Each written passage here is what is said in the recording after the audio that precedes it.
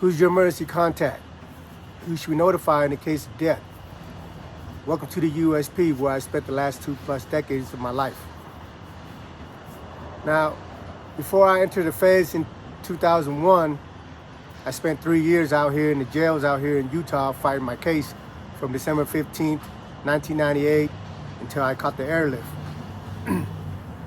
And the last year before I caught the airlift, I was in the highest security level, which was 2 officer full restraints, meaning that I can't come out of my cell unless there was 2 officers in the unit, and I had to be belly chained, handcuffed, and shackles.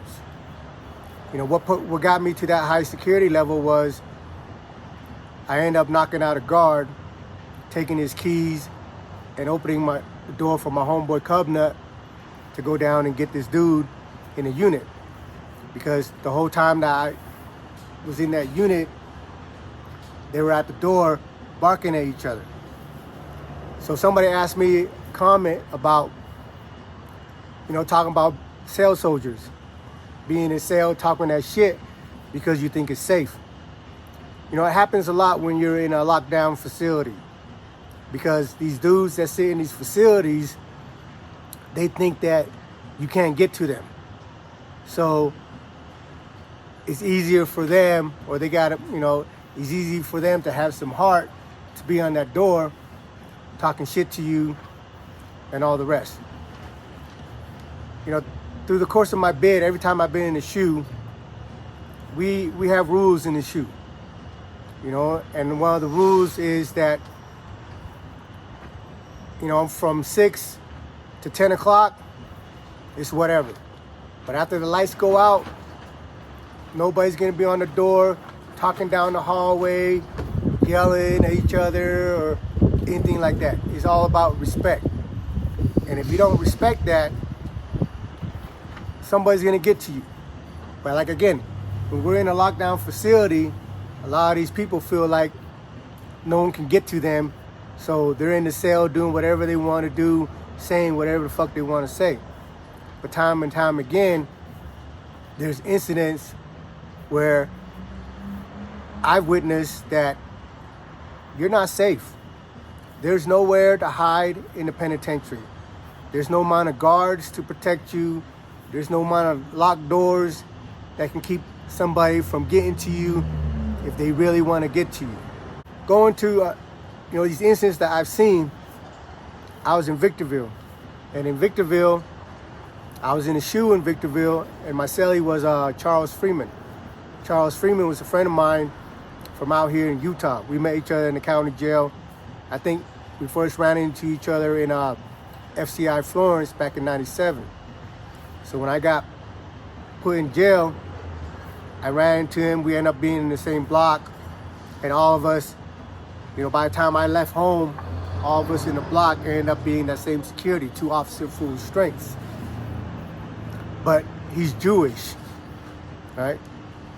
So when he goes to the feds, he eats in the white section, but he's not running white. It's hard to really classify him because he eats with the independent whites. The whites, they get broken down to the independents and the gang members. And the gang members are usually the neo-Nazi, separatists, and all the rest of it.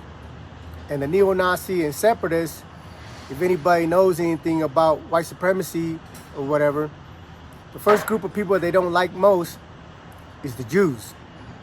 After the Jews, it's the blacks, and then the rest of us, right?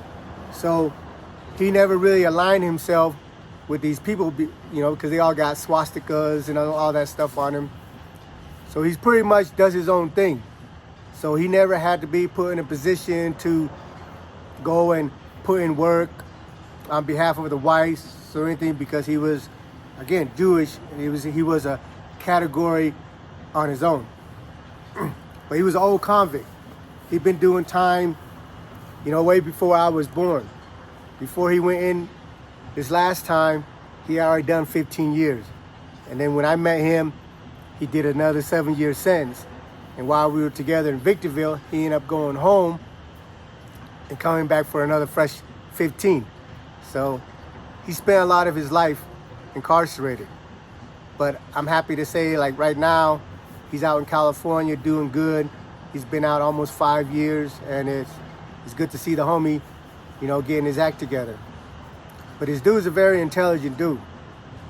He helped me fight my cases throughout the years, and he's helped my lawyer fight the cases for her. He's taken like maybe 5 or 6 cases to the Supreme Court, which is unheard of, especially from a dude that's not an attorney, a dude that's just a jailhouse lawyer, right? And in my situation, I had cases that I could have went home on that, that supported my claims, but at the time, the judge felt like I was a threat to the community, and she didn't give me no play. She wasn't trying to set a hearing for me. She never granted any of my motions, so I end up pretty much doing most of my bid. So back to Victorville, I go to the SHU in Victorville, and if anybody's followed me, through the course of my time, I've spent at least 45% of my time in the SHU. And the reason is they always feel like I have my hands in certain things, but they never are able to catch me with anything. So what they do is put me under investigation, which gives them the authority to lock me up. And when you're under investigation, they can hold you for 90 days without writing you up, without doing anything. But after that 90 days, they can also file an extension, and they can file the extension 3 times. So when you go to the SHU under investigation, you can be there for 90 days up to a year. And then one day they might all right, we don't got nothing on you, we'll kick you back out. But a lot of times it's a tactic to try to just cool you down a little bit, disrupt your program. Because they definitely don't like you being on the yard just doing whatever you want to do. And if they can't catch you doing what they suspect you of doing, they'll just lock you down, give you a little timeout, and cool you off. So through the course of my bid, I found myself in the SHU a lot, right? But like I said, again, I've never got caught with anything, and I just do my time, and then whenever they decide to kick me out, they just come one day, hey, you're going back out to the yard. Now being in the SHU is 23-1. 23 lockdown, 1 hour out of your cell to rec. Well, at least it's supposed to be 23-1, but in reality, you get wrecked 3 times a week, an hour each time. And the rest of that, you're in your cell. So when you're in there for a while, you get those dudes that are cell soldiers, that because they feel like they're in a secure place, that the cops got them protected because you can't open these doors without the keys, and you can't get the keys because the cops is holding the keys. So any little confrontation or whatever, they're quick to get on the door and talk shit and be disrespectful and all of that. But through the course of my bid, there was plenty of incidents where that if you disrespect the wrong person, they're gonna find a way to get to you. So at this time, I'm in the SHU and I'm celling with my friend Chuck. And again, Chuck is Jewish, he runs white, and the politics in prison, you're not supposed to celly up with other races and all that. But I've never abide by that. If I know you and I know you're straight and you're cool and I'm friends with you and you want to celly up, we're celly up. My people can't say nothing to me about it. And the person that I'm selling up, the ones that I'm selling up, they're usually men that have status within their organization that their homies can't say anything about it. Because there's plenty of times where, mainly it only has to do with the whites. These whites, if they find out that there's a white dude that sallied up with a Mexican dude or a native dude or an Asian dude, when he comes back on the yard, if somebody of any rank or some dude that's, demands respect, they'll stomp his ass out. They'll run the politics on him and stomp his ass out. But all the people that I've always cellied up with, I've had black cellies, I've had Mexican cellies, I've had white cellies. All these dudes that I've cellied up with, they've always been dudes that their people aren't going to say anything to them about anything, but also they know that I'm the one that cellied up with them, and there's nothing on my character, on my jacket, that has any marking on it, so they know they're not selling up with just somebody, right? But at the same time, with my friend Chuck, he knows he's not white.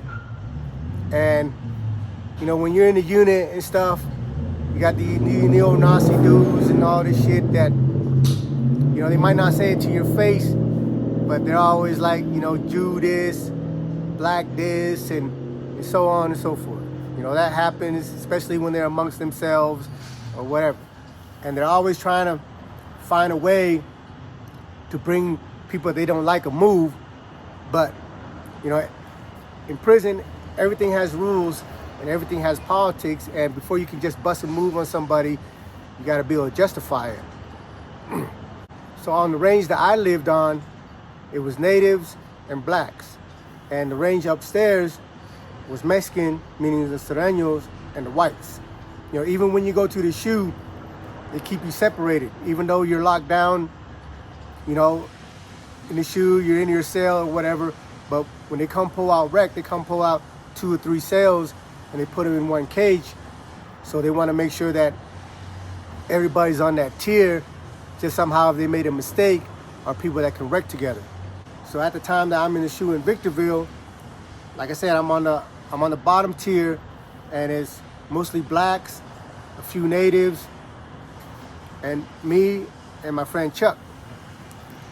So one day, we get these 2 dudes from the Nazi lowriders. They somehow got transferred from the top tier down to our tier.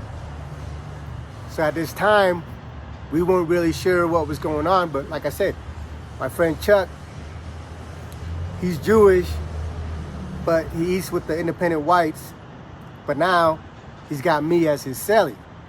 And according to the whites, that's a violation. You can't have another race cellie up with you.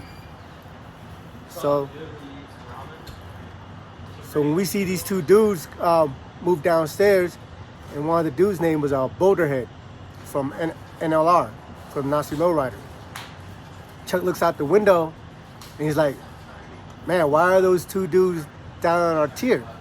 Because, if you're white or Mexican, you're going to go upstairs. And he doesn't know, we're not in their cell. We don't know what's going on in their mind. So Chuck is thinking that maybe they're down there to make a move on him because he had moved me into his cell.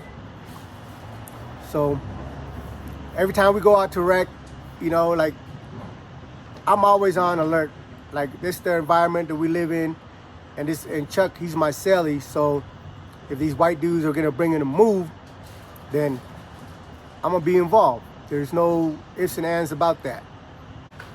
Now, when I first come into the system, the thing that I noticed about the people of my generation that's just barely coming in, and the old heads that's already been around, the old heads, they were real militant, meaning that they study literature, they're up every morning training, working out, or if somebody knows, any type of boxing, mixed martial arts or whatever, they're in their training. Because they really emphasize to me that we are behind enemy lines.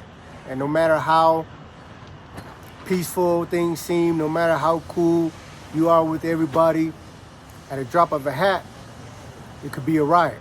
At a drop of a hat, it could be a confrontation. And when you get into a confrontation, if somebody was just better than you and beat the shit out of you because he was more skilled, that's okay. I mean, no matter how bad you are, there's always going to be somebody that's a little bit tougher, right? That's fine. But if you're in a confrontation and you lose the confrontation because you're not conditioned, because you ran out of wind, then that's a different story.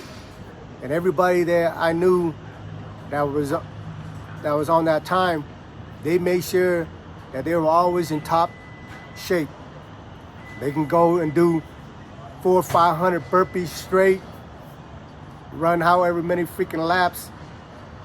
You know, they always made sure that they were conditioned because they've had prior experience that you're gonna have to rely on your health and your ability, right? So no matter if I'm in the shoe or on the yard, especially when I'm in the shoe, when I'm in the shoe is Mando. I get up, I go out of rec, I work out, I have a schedule. I don't stay up late just because I'm not coming out of my cell. My schedule never changes. 6 o'clock in the morning, I'm up, and 10 o'clock, hopefully I'm asleep by then. But even if I'm not, 6 o'clock, I'm up. And I don't take no naps, even when I'm just stuck in a freaking cell. Because like I said, even when you're in a cell, there's no guarantee you're safe. So Boulder Head and Celly, they moved down to our tier. And again, our tier is just blacks and a few natives and me and my celly. And again, my friend Chuck was thinking that these guys moved down here to bring a move on him because he's got me as his celly. Now you're thinking like, well, if you don't come out of the cell unless you're handcuffed and you got COs escorting you, how can anybody ever get to you in a cell? Well, the other thing that I learned about these old heads, they knew how to get out of them cuffs. They knew how to break their restraints. They knew like anything that can give them an edge against their opposition or give them an opportunity to get to their opposition. They've studied it, they practice it, and I've seen them do it, right? So one day we're out at rec. I'm in my rec cage. Me and Chuck's in our rec cage. There's a couple other people down the hall, and the two white dudes, Boulderhead and the Celly, they're like 3 or 4 cages, you know, from us. Like the whole time when we go out to rec, I never felt like any type of negative vibe from them because I knew them from the compound. Boulderhead lived in 2B right across from me, and that youngster that was his celly, he lived in my block. So they both knew who I was, and I knew who they were. So when we go out to rec, when we're coming and going from rec, well, I was like, hey, what's up, man? What's up? You know, greetings and all that and all the rest. But again, like, if you're really serious about plotting on somebody, you don't let people know your intentions, right? So even though they were saying what's up to me and greeting me, like everything was cool, I never let myself get rocked to sleep thinking that, you know, everything is cool. But like I said, the whole time we've never had any like exchange of words for them to give me any impression that they were trying to bring me or my celly a move or anything like that. So one day, we're coming back from rec. They come and get me and my celly first. They put us in our cell, escort us through the hallway, put us in our cell. They go back out and they're bringing Boulderhead and their celly. But they also got this other white dude that they were escorting coming back from the rec cage. So at this time, I'm already in the cell and I hear the commotion. You know, when you're fighting, you know, you hear the footsteps and the guards, they got the keys, so you can hear the keys jangling. It's a lot of noise. So I look out the window, got to, because like I said, you know, my celly Chuck at the time was suspecting that those guys came down here to make a move on him. So we look out the window, Boulderhead and his celly had gotten out of their cuffs. And they're on this white dude that they were escorting in front of them. They're on him. They got the razor with the toothbrush. You know, you melt your toothbrush and you stick your razor in it, and they're slicing the dude. So I'm watching. You know, I can only, when you're looking out the window, you can only see pieces and bits of it unless like they're right in front of you. But they were just only a couple of cells down, so I can just see the hands swinging and all that stuff. I only found out about the razor and all that stuff afterwards. But they're on dude. They're fighting off the cops, and they're freaking slicing dude up. And then, of course, the cops hit the deuces. They come in, and they're spraying the whole hallway. Man, have you ever been sprayed with those canister? It's not mace. It's stronger than mace. And that shit goes into your pores, into your lungs. Even though they're spraying them dudes in the hallway, us inside the cell, we're all coughing our lungs up, So they finally get the fucking situation contained, whatever, lock them all back in their cell, and the rest. Well, come to find out that the dude that they came down to get was this other white dude. And the white dude had lived in 2B. And his paperwork and everything checked out as far as his Fed case. But somehow somebody found out that he had state cases. And on his state case he had these underage kids, underage boys, and he was drugging them and then violating them. And the whites found out about that. So when they brought him to the SHU, they kept him separated from the whites and the Mexican, because like I said, the whites and the Mexican were on the top tier, while the blacks and the natives and then me and my cellie were on the bottom tier. But I didn't even know that this white dude was in that tier down there with us, because he was quiet as a mouse. So my story is to show you that if somebody's trying to get to you, there's no place to hide. There's no amount of security unless they lock your ass up in Alaska somewhere. If you're around any other inmates, whether you're locked down or not, and there's something about you that these guys feel adamantly about correcting, then they're gonna come for you. And every restraint that I've seen that's been placed on us, somehow, some way, somebody knows how to get out of them. Except for what they got now. They got a black box that's hooked up to your handcuff. I haven't seen anybody get out of that shit. But them regular handcuffs, plenty of dudes were able to get out of them and get at them people. So again, like I tell you, when it comes to the politics, when it comes to behaviors that are not acceptable, the natives and the whites, hands down, go the hardest. If you got any sex case, if you're a rat and you're a native or a white and they find out, they're coming to get you. And they're gonna find a way to get you, regardless if you're stuck in a cell or on the compound. Welcome to the USP.